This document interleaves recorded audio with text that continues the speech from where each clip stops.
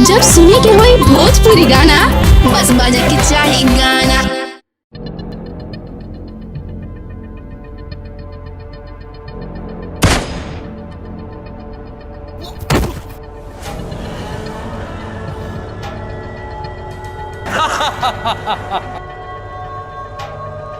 आज मोगैम्बो खुश होगा।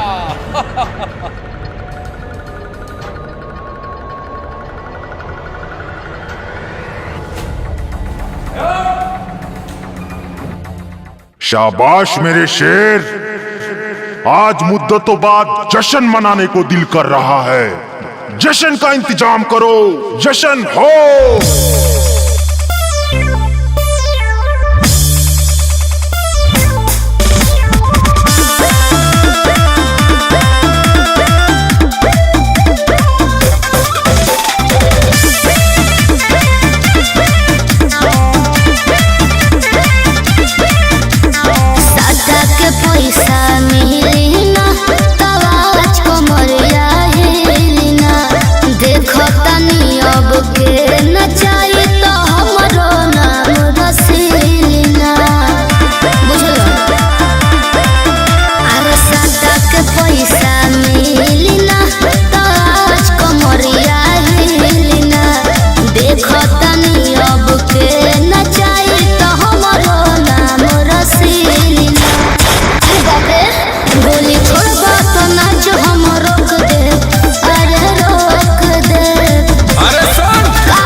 बालू के कमाई तोर जवानी में झोंक दे,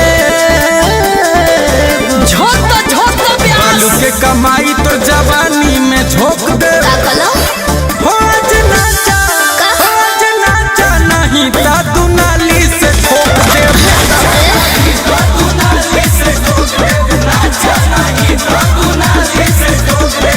अरे ना आज के कितना कमाई बारे मालिक 4,80,000 ले आओ सब दिवाली।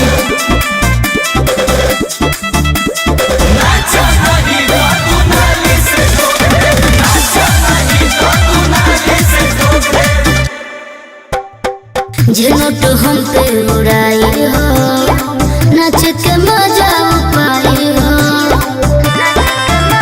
सुना हाँ, झुनट हम पे उड़ाई हो, नाच के मजा पाई हो। कमरिया हिली हमारिया घाप मिली। नोट देके देखो चीज चोख चोख दे, अरे चोख दे। अरे सुन, बालू के कमाई तोर जवानी में झोंक दे। और बालू के कमाई तोर जवानी में झोंक दे। आज नाचा नहीं ता तू नाली से ठोक दे।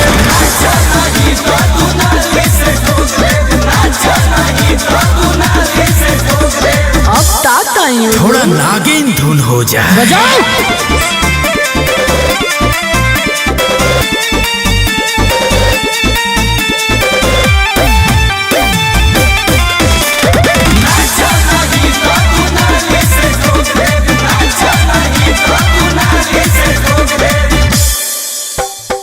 नहीं चली मन मानी हो, कर जनी छेड़खानी हो। काहे तुम करत रहो? नहीं चली मन मानी हो, कर जनी छेड़खानी हो। सोन गुंजन भी साथ नाचा, गौतम से जानी तू बचा। वो ढोड़ी छुआ जनी देखो ना तो तोप दे, तोप दे।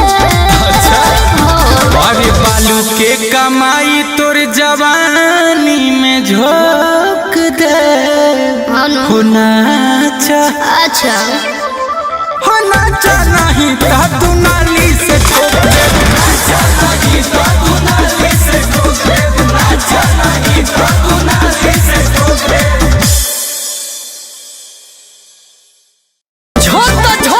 बालू के कमाई